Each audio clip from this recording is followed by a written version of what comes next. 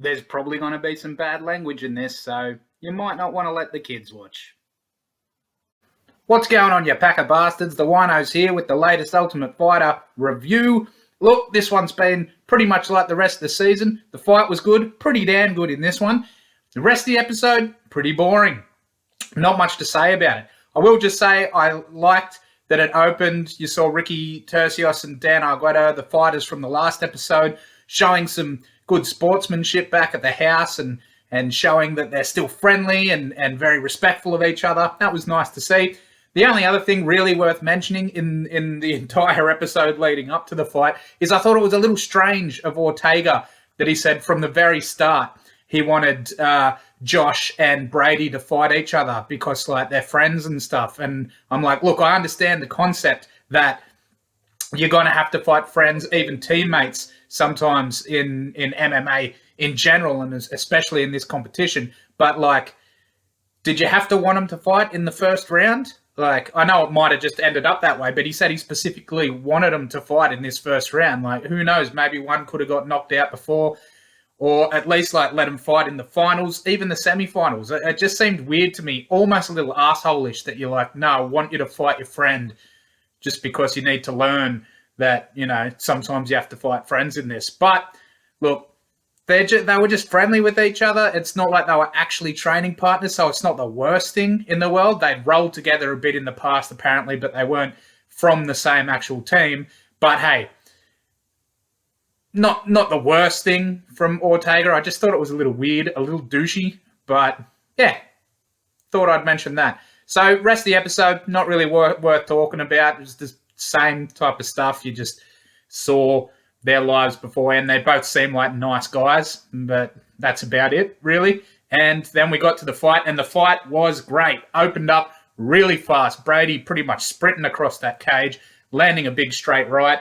That was pretty... You'd see throughout the fight that tended to be his most significant... Not that this punch was the most significant in the whole fight, but that punch, that style of punch, was the one he threw the most and landed the most.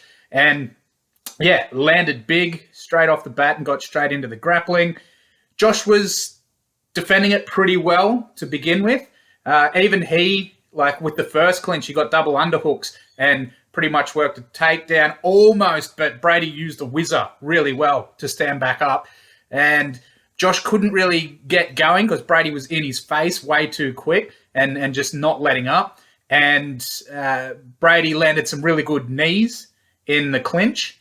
And he also got the takedown and pretty much had it for the rest of the round. He did almost lock in a rear naked choke. It was never under the neck, but he had it tight, around the mouth and jaw. And you do see that finish people sometimes. And he seemed to have a tight squeeze on it, but Josh fought out of that pretty quickly. And the story of this round, and pretty much the story of the fight, was Brady's wrestling won him this one. There was really no question in the first round about who won it. And then we get to the second round. And look, this one was a lot closer. There could be arguments for Brady winning it, but I agree with the judges. I gave this one to Josh. It started out very similar to the first round. Brady coming straight across that cage again, landing that straight right again. And, this time it was countered to a leg kick because he came across and Josh threw a leg kick. And, yeah, Brady just bloody countered it big time with that straight right. And then he went straight into the grappling again, but Josh was defending it well. And then the big turning point in this round was Josh landed a big knee in the clinch, and it actually seemed to hurt Brady. Backed him up a bit, made him think about what he was doing, and then Josh started taking over with the striking in this round, landing some really good uppercuts. They were sneaky uppercuts, almost at will. He was able to sneak them under Brady's guard and come up the middle and find the chin pretty much every time he threw it. And he even dug another big right uppercut and went low and dug it into the body. And that was a really good shot too. Landed some hooks as well. But yeah, really, it was the story of that uppercut. And he seemed to actually have Brady in a little bit of trouble. Brady was never fully rocked or knocked down or anything like that. but it looked like he was in some trouble. But with 2 minutes left in that round, Brady got the takedown. And it was pretty much that story for the rest of the round. Brady using his wrestling to dominate, getting the back most of the time, but Josh kind of fighting out with it, doing enough to keep Brady focusing on position the whole time and not really have any chance to throw strikes or anything on the ground. And even with almost 2 minutes of grappling dominance, I wouldn't say like complete dominance, but definitely winning the grappling and getting takedowns and everything like that. Even though the round ended with 2 minutes of that for Brady, I still think Josh had done enough with the striking earlier in the round for the uppercuts and that big knee and everything else like that to be more significantly impactful than any of Brady's wrestling throughout the end. And it ended in a really weird position with Brady on the back, but they were both kind of close to the cage. Brady was against the cage. He was on Josh's back, and Josh was kind of like diagonally flung that way. And it was a really awkward position, and Josh was throwing some elbows behind him. And they were landing. They weren't the biggest things. It was mainly the strikes he landed earlier in the round that got him that. And Volk seemed like he thought Brady probably had it, but when they went to the third round, he was ready for it. He seemed a little surprised, but he was like, okay, you got to go out and do your best in this round. And like I said, I agreed with that decision. I did think Josh won that round. We come to the third round, and this one starts out with him banging on the feet for a little while. And once again, I had Josh edging it on the feet, but he wasn't fully dominating it on the feet like he did in the second. I thought Josh was landing his uppercuts again. That was still the story of it. And Brady was landing a lot of jabs and that straight right and the overhand right. And something else he was doing, he'd switch stance every now and then and throw that straight right, but throw it as a jab.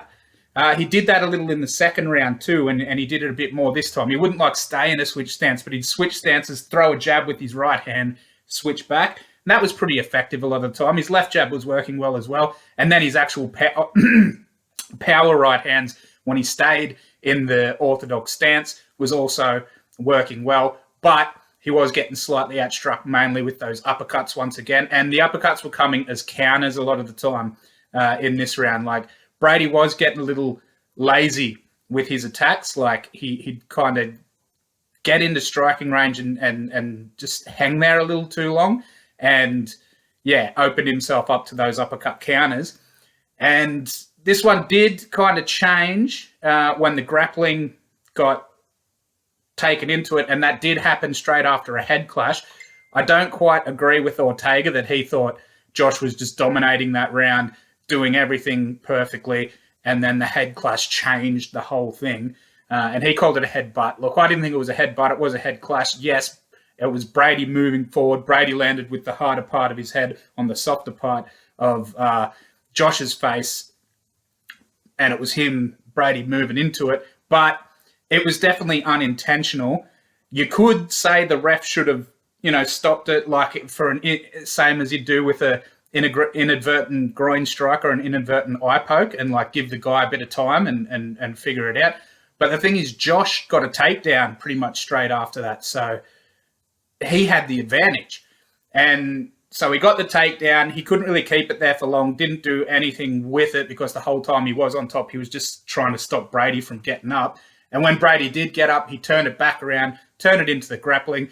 And most of the rest of this round was the story of Brady getting takedowns, getting a bit of top time, Josh trying to scramble out of him, Brady floating with him well, getting the back well, and just, winning on the grappling. And unlike the second round, I thought Brady had done enough to keep the striking close that his dominance in the grappling did win him this round. Yes, at the end of the round, it seemed like Josh had him in almost a triangle position, but that triangle was nowhere near to be being in. The ankles were locked. It wasn't the ankle under a knee, and Brady already had super high posture, so there was no threat of the triangle. And even there was someone in the corner yelling for an armbar.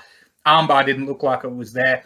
Look, Josh was throwing, some hammer fists and stuff from his back, but not enough to take back all the control and the out grappling that Brady had done throughout the fight. So I agreed with 2 of the 3 judges and gave that 3rd round to Brady. But overall, it was just a really high-paced fight, good technical grappling from both guys, some good striking, both guys in there to fight and in there to win, putting their friendship aside, and it was a lot of fun. It really was. So next week, we got the last episode of the kind of first round, and I'll make a prediction that I imagine it'll be another similar episode. I imagine the lead-up will be pretty boring. Hopefully the fight will be good, like they tend to have been throughout this season.